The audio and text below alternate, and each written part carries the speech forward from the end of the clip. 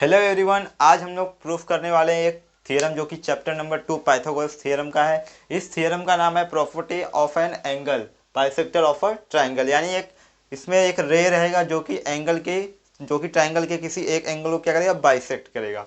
यानी कि जैसे देखो यहाँ पे मैंने बनाया हुआ ए बी सी, इस सिर्फ इतने की बात करो। हाँ, ट्राइंगल ए बी सी, इसमें जो एंगल सी है ये क्या हो रहा है, बाइसेक्ट हो रहा है। इसको बाइसेक्ट कौन कर रहा है, रे सी। और बाइसेक्ट मतलब इक्वल पार्ट में डिवाइड करना।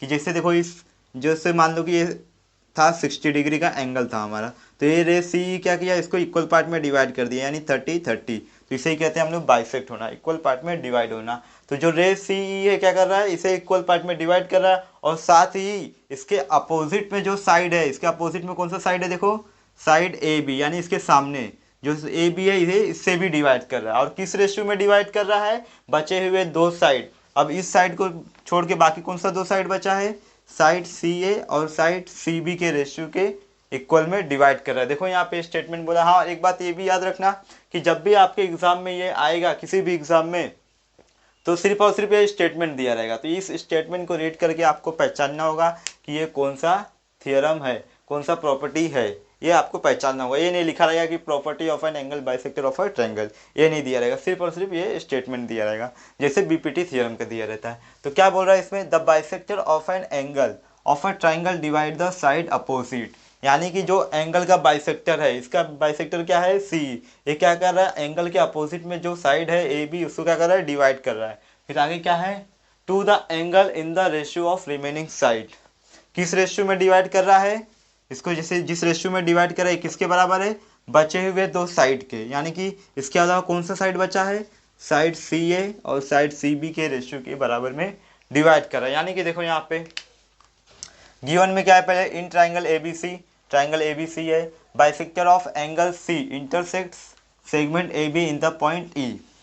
जो एंगल सी का बाइसेक्टर है यानी सी ई, ये क्या कर रहा है, साइड ए बी को पॉइंट ई पे इंटरसेक्ट कर रहा है। आगे टू प्रूव, और हमें यही प्रूफ करने का है, A E divide by E B, A E ratio of A E divide by E B is equal to the, किसके इक्वल मैंने बताया था, बचे हुए दो साइड के रेशियो के, यानी ratio of C A divide by ratio of C B. तो वही लिखा है देखो, A E ratio of C A E divide by E B is equal to ratio of C A divide by C B के equal होगा। ये हमें proof करने का है। तो इसमें कुछ कंस्ट्रक्शन भी किया हुआ है। देखो जो मैंने ये ब्लू मार्कर से बनाया है, ये क्या है, कंस्ट्रक्शन है। तो ये क्यों किया है ये भी मैं आपको आगे बताता हूँ। तो इसमें क्या बोल रहा है, देखो draw a line parallel to ray C, यानी कि हमें एक ऐसा लाइन ड्रॉ करना है जो क्या हो, सी ई के पैरेलल हो। तो सी ई क्या है, ये है। तो इसके पैरेलल में कौन सा लाइन होगा, कैसा होगा, देखो ऐसा होगा। तो ये देखो जो सी ई है, लाइन डी बी के क्या है, पैरेलल है, सेम प्लेन में, तो ये पैरेलल हो गया है। आगे क्या बोला है, passing through the point B, और ये पॉइंट बी से पास भी हो रहा है। Extend A C so as to intersect it at point D. तो फिर क्या करने का है, चलो ये तो हो गया कि अब सी ई के पैरेलल में एक लाइन मैंने ले लिया जो कि पॉइंट बी से पास हो रहा है। और फिर क्या करने का है, मुझे इंटरसेक्ट करने का। तो मैं क्या करूँगा, साइड ए सी को क्या करूँगा, एक्सटेंड करूँगा, इंक्रीज करूँगा। जब मैं इसे इंक्रीज करूँगा तो जाके ये पॉइंट डी पे इसे इंटरसेक्ट करेंगे। तो यही हमें कंस्ट्रक्शन करना है, जो कि यहाँ पे बता दिया मैंने। फिर अब हम इसे प्रूफ करते हैं। पहले तो हम लोग यही बोल देंगे कि जो रे सी ई है वो किसके पैरेलल है, रे बी डी के पैरेलल है। तो हम लिख देते हैं यहाँ पे, ray C E parallel to side B D, लिख दो साइड बी डी। इसमें क्या रीजन लिखोगे, कंस्ट्रक्शन, इसको हम लोग कंस्ट्रक्ट किए हैं। तो यहाँ पे लिख दोगे कंस्ट्रक्शन, कंस्ट्रक्शन हो गया। इसको इरेज कर देता हूँ।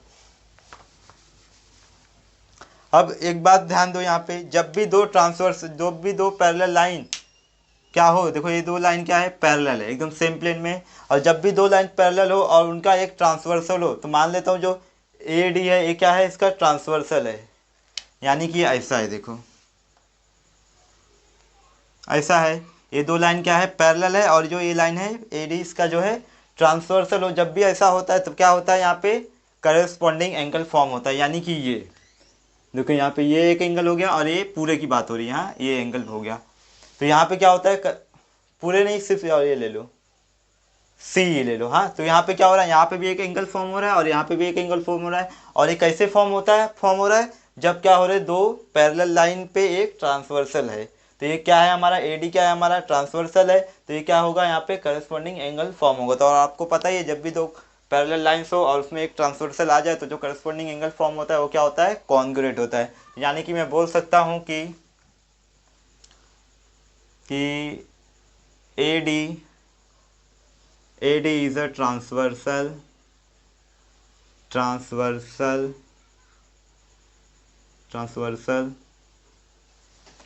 of parallel lines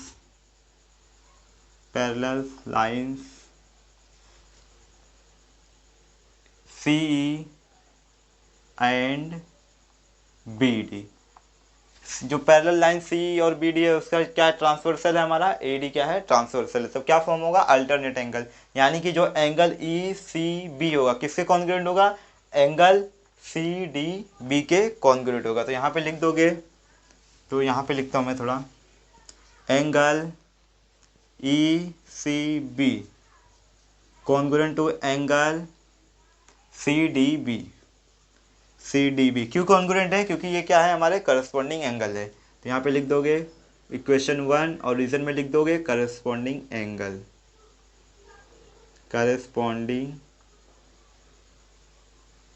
angles. अब चलो करस्पॉन्डिंग एंगल तो हो गया। अब हम लोग क्या करते हैं, जो BC है, जो लाइन BC है, इसे हम लोग क्या करते हैं, ट्रांसवर्सल कंसिडर करते हैं। जैसे पहले AD को कंसिडर किया, अब क्या करता हूँ मैं, BC को कंसिडर करता हूँ। तो BC भी हमारा ट्रांसवर्सल हो सकता है। कैसे, देखो यहाँ पे अगर ये क्या है, दो पैरेलल लाइन है तो ये ट्रांसवर्सल ये भी हमारा हो सकता है। तो ये भी हमारा क्या हो सकता है, ट्रांसवर्सल। देखो यहाँ पे ये हमारा हो गया CB और ये क्या है, E है और ये है D। अब देखो यहाँ पे भी ये क्या है, पैरेलल लाइन से, अब ये भी ट्रांसवर्सल हो सकता है। क्यों, क्योंकि ये देखो दोनों के दोनों पैरेलल लाइंस को क्या कर रहा है, इंटरसेक्ट कर रहा है। इसे पॉइंट B पे कर रहा है और पॉइंट E पे। तो यहाँ पे क्या हो रहा है, देखो Z फॉर्म हो रहा है। तो आपको पता है जब भी Z फॉर्म होता है, जैसे यहाँ पे एक एंगल यहाँ पे, तो Z फॉर्म हो रहा है और यहाँ पे फॉर्म हो रहा है, तो क्या होता है वहाँ पे अल्टरनेट एंगल फॉर्म होता है। और अल्टरनेट एंगल क्या होते हैं, एक दूसरे के कॉन्ग्रुएंट होते हैं। जब भी क्या होती है, दो पैरेलल लाइंस होते हैं और उनका एक ट्रांसवर्सल होता है। तो यहाँ पे कंसिडर करो as a transversal BC, as a transversal BC। Transversal BC है तो क्या फॉर्म हो रहा है यहाँ पे, अल्टरनेट एंगल। यानी कि angle ECB congruent to angle CBD। समझा ना, एंगल ECB और कॉन्ग्रुएंट टू एंगल CBD। तो यहाँ पे लिख देंगे therefore angle ECB congruent to angle क्या है, CBD। मिडल वाला देखो, एंगल C और एंगल B क्या है, अल्टरनेट एंगल है। जैसे इक्वेशन 2 ले लो और लिख दो कि रीजन में क्या, ये क्या है, अल्टरनेट एंगल।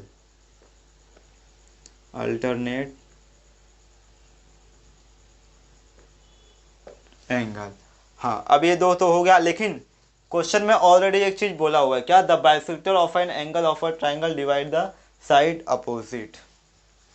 जो एंगल C है वो क्या है, बाइसेक्ट हो रहा है किससे, रे CE क्या कर रहा है, इसको बाइसेक्ट कर रहा है, यानी इक्वल पार्ट में डिवाइड कर रहा है। अगर ये दोनों इक्वल है तो हम लोग बोल सकते हैं कि angle ACE equal to angle ECB, ऐसा हम लोग बोल सकते हो। तो लिखोगे बट क्यों लिख रहा हूँ, क्योंकि ये क्वेश्चन में ऑलरेडी बोला हुआ है। तो बोलूँगा एंगल ACE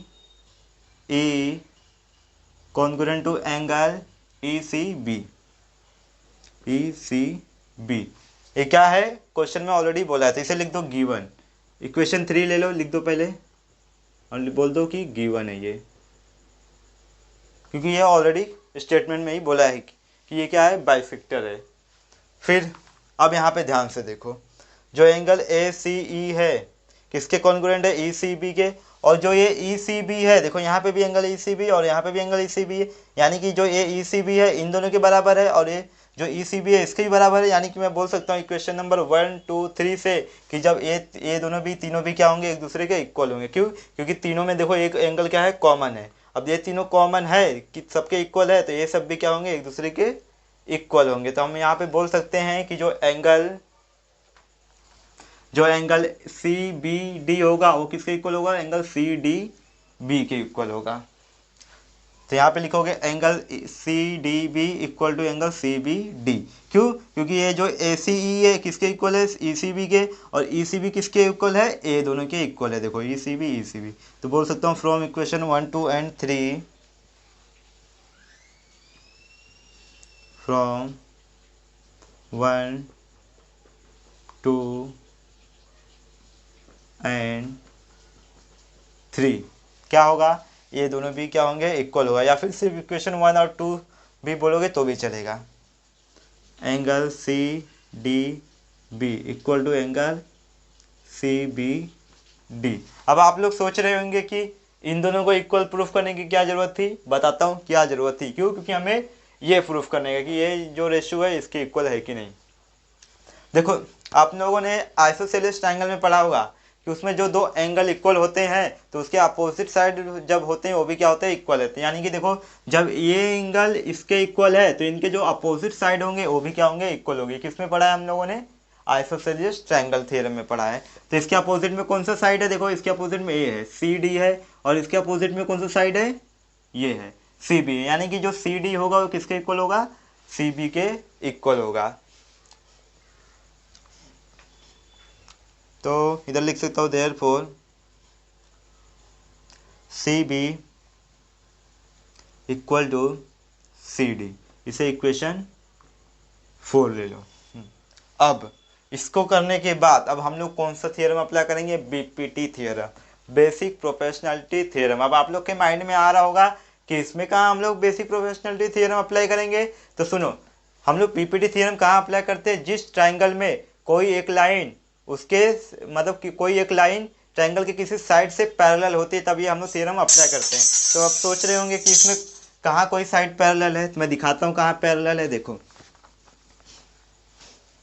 यहाँ पे देखो, अब पूरा एंगल में अगर बात करूँ, ट्रायंगल ए बी डी, पूरा ट्रायंगल कंसिडर करो। हाँ, ट्रायंगल ए बी डी में अब ये जो सी ई है ये किसके पैरेलल है, बी डी के। तो हमें मिल गया कि ये जो साइड सी ई है किसके पैरेलल है, बी डी के। तो यानी कि इस साइड को छोड़ के इसके जो बचे हुए दो साइड का रेशियो होगा इक्वल होगा। यानी कि ratio of A E divide by E B is equal to ratio of A C divide by E D. नहीं समझा? देखो यहाँ पे बीपीटी थियरम में क्या होता था, ए ऐसा रहता था, ए बी सी और ए पी क्यू। अब एक थ्योरम इस पे क्यों अप्लाई होता है, क्योंकि इसमें देखो जो ये लाइन पी क्यू है ये क्या है, इसके पैरेलल है बी सी के। तो पैरेलल है बी सी के, तो जो रेशियो होगा, ratio of A P divide by P B is equal to the ratio of A Q divide by Q C. तो वैसी सेम ए बी है, सिर्फ और सिर्फ इसको ऐसे घुमा दिया गया है। देखो ये क्या है, इसको इंटरसेक्ट कर, अगर मैं इसको इंक्रीज करूंगा तो ये आगे जाएगा। तो यानी जो सी ई है बी डी के पैरेलल है, तो इसमें हम लोग बीपीटी थ्योरम अप्लाई कर सकते हैं। तो इसका रेशियो क्या होगा, ratio of A E divide by E B. तो अब कहाँ लिखो, एक मिनट। ओहो, यहाँ लिख देता हूँ, therefore ratio of A E divide by E B, A E divide by E B equal to ratio of A C divide by C D. BPT theorem अगर नहीं समझा होगा तो डिस्क्रिप्शन में लिंक दे दूंगा, आप लोग जाके देख लेना, तब आपको समझ में आ जाएगा। वो एकदम इजी है, चैप्टर नंबर 1 का है और वो ज़्यादा करके एग्जाम में आता ही रहता है। क्या है, A C divide by C D, A C divide by C D by B P T theorem. अब देखो ये इसके बराबर है कि नहीं, A E divide by E B, और इधर पे है A C divide by C D. लेकिन अब आप लोग सोच रहे होंगे कि ये सी बी है और ये सी डी है, तो कैसे होगा। लेकिन इसके पहले ही मैंने आपको बताया है, इसे एक काम करो, इक्वेशन 5 ले लो। हाँ, मैंने आपको इसके पहले ही बताया है कि जो सी बी है वो सी डी के इक्वल है। देखो सी बी सी डी और ये दोनों क्या है, इक्वल है। तो मैं क्या कर सकता हूँ, सी डी के प्लेस पे सी बी रख सकता हूँ। ये कैसे इक्वल है, बाय आइसोसेलेस ट्रायंगल थ्योरम में बताया था, जब भी किसी ट्रायंगल में दो एंगल क्या हो, इक्वल हो, तो उनके अपोजिट साइड भी होते हैं, वो भी इक्वल होते हैं। तो यहाँ पे बोल सकता हूँ इक्वेशन 4 और 5 से, बाय इक्वेशन 4 एंड 5 ये पूरा कॉपी कर लो, सिर्फ सी डी के प्लेस पे सी बी रख दो, क्योंकि यहाँ पे जो सी बी है वो सी डी के इक्वल है। तो लिखेंगे यहाँ पे therefore A E divide by E B. अब ए सी को आप लोग सी ए लिख सकते हो, ए सी लिखो सी ए लिखो, बातें किए तो यहाँ पे सी ए तो सी ए लिख दो। आप ऐसे उल्टा कर सकते हो इसको, equal to C A divide by C B. हो गया प्रूफ, यही प्रूफ करना था। तो यहाँ पे लिख दोगे हैंस